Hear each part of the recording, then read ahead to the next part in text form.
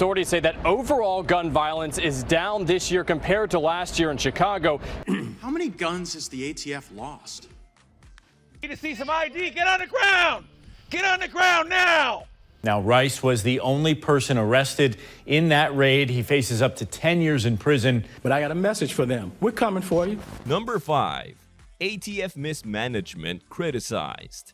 During a congregational hearing, Representative Matt Gaetz confronted ATF Director Stephen Dettelbach about alleged mismanagement within the agency, particularly concerning instances of stolen arms, parts, and ammunition.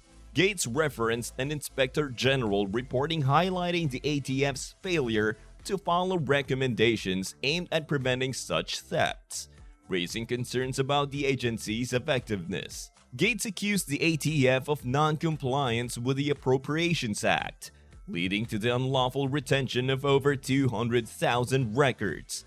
These records had to be deleted due to their improper maintenance, further indicating the agency's alleged mismanagement.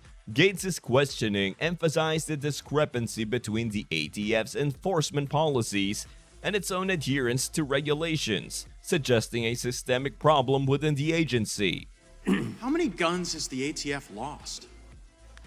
No guns were lost. They were stolen by an individual who's now in prison. Thousands of firearms parts, and ammunition had been stolen from the ATF. And ATF has implemented numerous different safety measures with respect to the National Destructive Branch. Director Dettelbach's responses appear defensive, which attempts to downplay the severity of the issues raised. While acknowledging incidents of theft, Dettelbach emphasized that corrective measures had been implemented.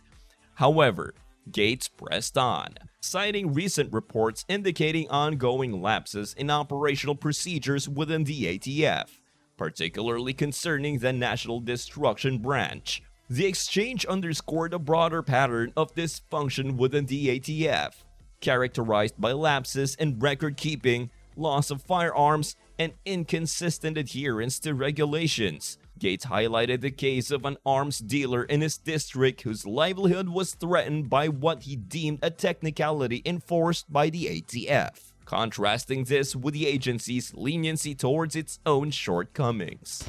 Number 4. U.S. Navy veteran. The case of Carlo. A U.S. Navy veteran highlights a disturbing encounter with ATF agents that has sparked outrage and calls for accountability. Carlo, with 20 years of honorable service and no criminal record, found himself handcuffed and robbed at gunpoint by ATF agents while on terminal leave from the Navy.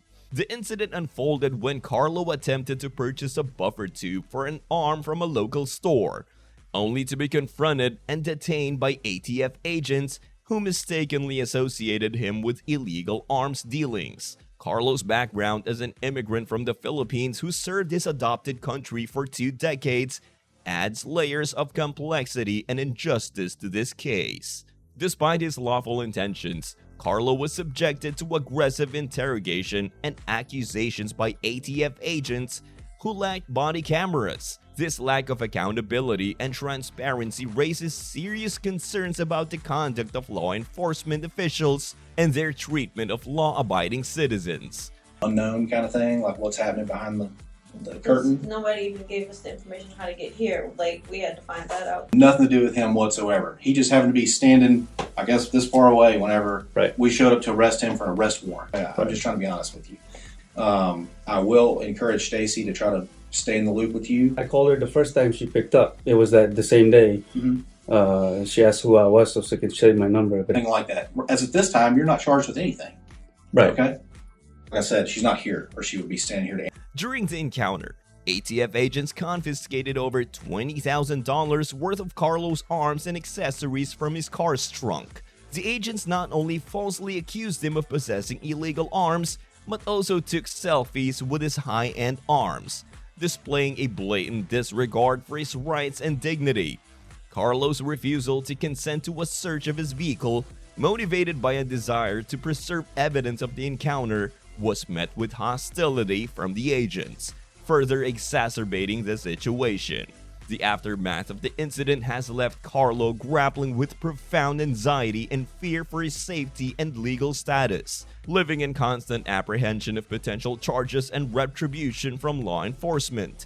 Carlo's sense of security and trust in the justice system has been shattered.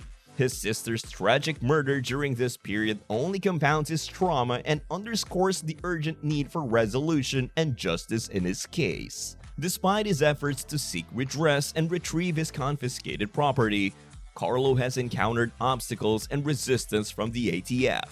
The dismissive attitude of ATF agents, including threats and intimidation tactics, reflects a troubling pattern of abuse of power and lack of accountability within the agency. Carlo's quest for justice is not just about reclaiming his possessions, but also about holding accountable those responsible for violating his rights and dignity. The broader implications of Carlo's case extend beyond his personal ordeal to highlight systemic issues within law enforcement agencies. The absence of body cameras, the unchecked authority of agents, and the prevalence of misconduct underscore the urgent need for reforms and oversight mechanisms to safeguard the rights of citizens and restore trust in law enforcement. Number 3.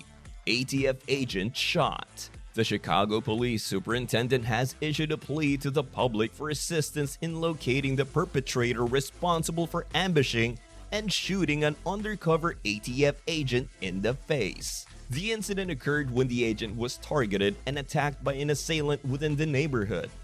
The gunman's identity remains unknown, prompting law enforcement to seek community cooperation in apprehending the suspect. We will find you. Here's ABC's Will Carr. We will knock on every door, talk to every witness, watch every piece of video. Authorities say that overall gun violence is down this year compared to last year in Chicago. But I got a message for them. We're coming for you. The brazen attack has prompted widespread concerns and calls for action to ensure the safety of both law enforcement officers and residents. Authorities are urging anyone with information regarding the shooting to come forward and assist in the investigation, emphasizing the importance of collective efforts in bringing the perpetrator to justice. Number 2. ATF agent tased.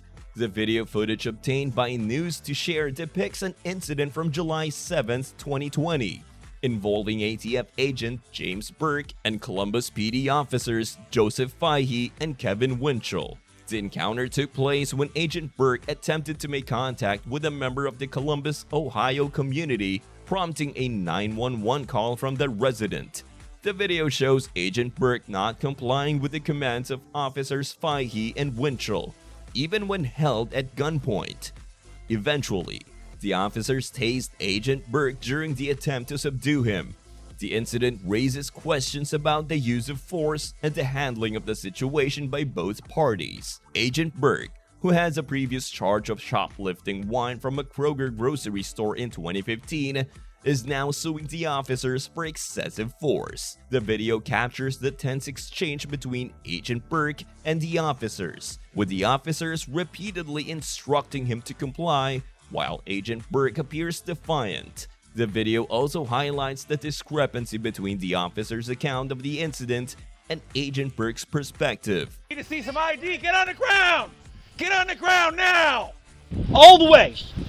All the way! You got my IDs right here, left pocket. Get my license out of my pocket! We're getting you secured! Please, wait!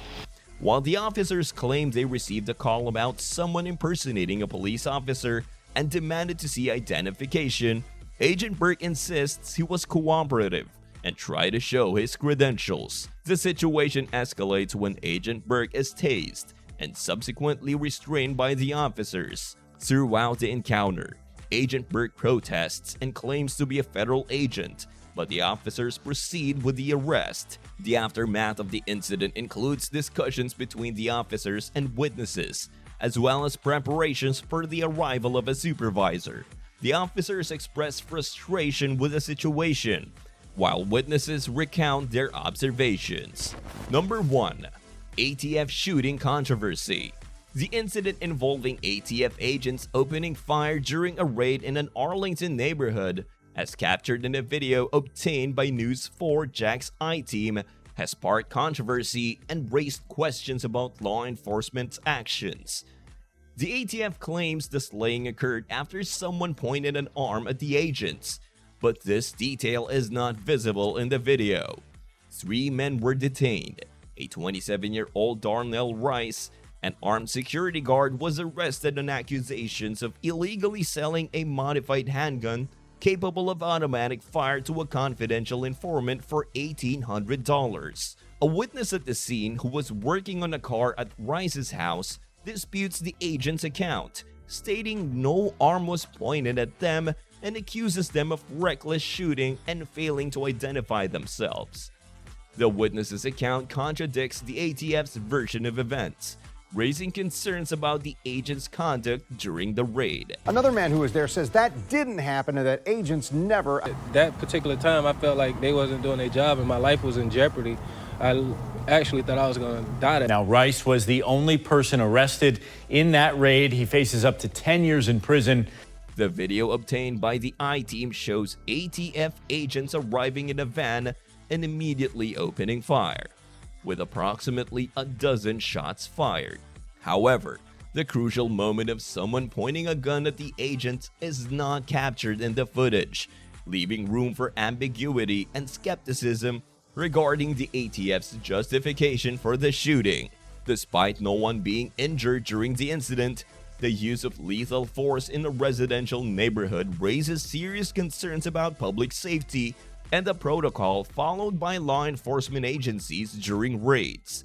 Furthermore, the witness's allegation of being caught in the crossfire underscores the potential dangers posed by such operations to innocent bystanders. The ATF's refusal to provide further information due to the ongoing investigation adds to the uncertainty surrounding the incident. However, the arrest of Darnell Rice and the accusations against him shed light on the broader context of illegal arms trafficking and the efforts of law enforcement agencies to combat such criminal activities. That's all for this video, folks. See you next time.